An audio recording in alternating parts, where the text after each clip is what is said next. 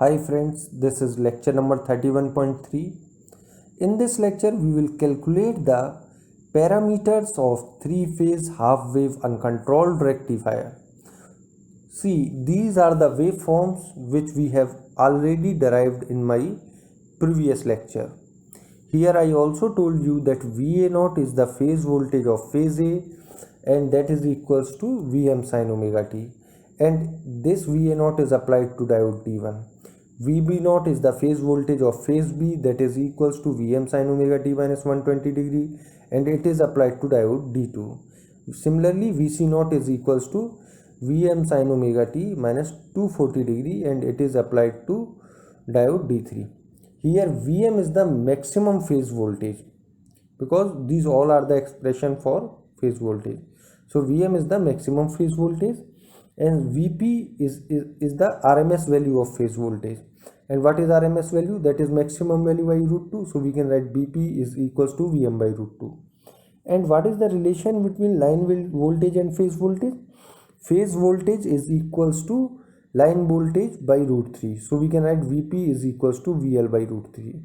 So you have to remember all these nomenclature for expressions. Now see the parameters. We know that each diode conducts for 120 degree because, for example, see this diode D1, it will conduct from 30 degree to 150 degree. When this VA0 is greater than both VB0 and VC0. So from 30 degree to 150 degree, only this diode D1 will conduct. So we can say that this diode D1 conducts for 150 minus 30, that is equals to 120 degree. Similarly, D2 and D3 also conduct for 120 degree. So we can write conduction angle will be equals to 2 pi by 3, that is equals to 120 degree. Now see the output voltage waveform.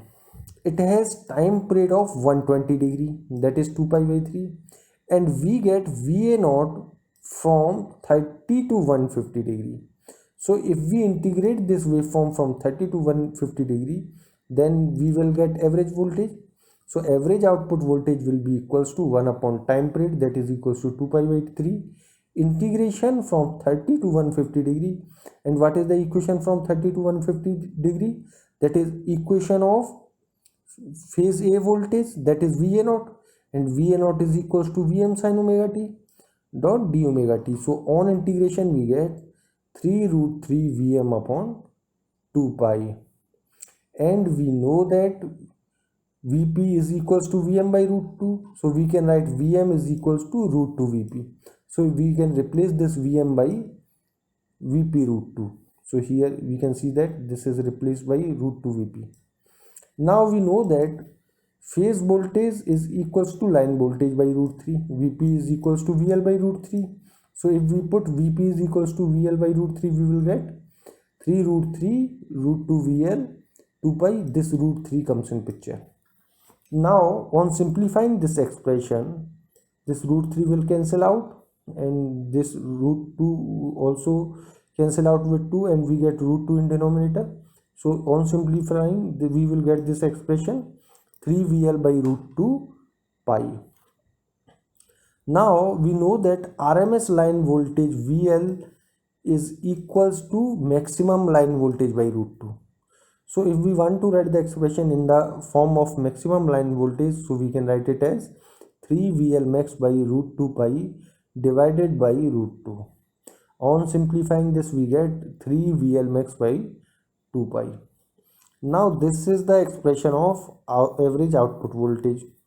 Now if we have to write the expression of RMS output voltage, so simply we will write it as under root of 1 upon t, time period is 2 pi by 3, integration 30 to 150 degree, Vm sin omega t d omega t whole square of this. So on solving this, we get VL by root 2 under root of 2 by 3 plus root 3 by 2 pi. We know that each diode conduct for 120 degree. Okay, so for inductive load, waveform of diode current will be rectangular, because when load is inductive, then we get constant diode current. constant current at output. Now from suppose omega t is equals to 30 to 150 degree, we know that only diode D1 conduct. So the constant output current flows through diode D1 from 30 degree to 150 degree, and the time period for which this current flow is 120 degree. It means we can directly write the average diode current as, that is equals to maximum value of rectangular waveform, that is I naught, into conduction period of diode, that is equals to 120 degree, divided by total time period, that is 360 degree. So we get finally I naught by 3. See, these all are the shortcuts, so you have to remember them, and these all shortcuts are discussed in detail in my previous lectures. So once you visit my previous lecture, you will all get acquainted by all these shortcuts. So go through my previous lectures so that you can calculate all these things, RMS values and these average values, directly or by shortcut method. So now move to next. Suppose we have to find the RMS diode current, then what we have to do?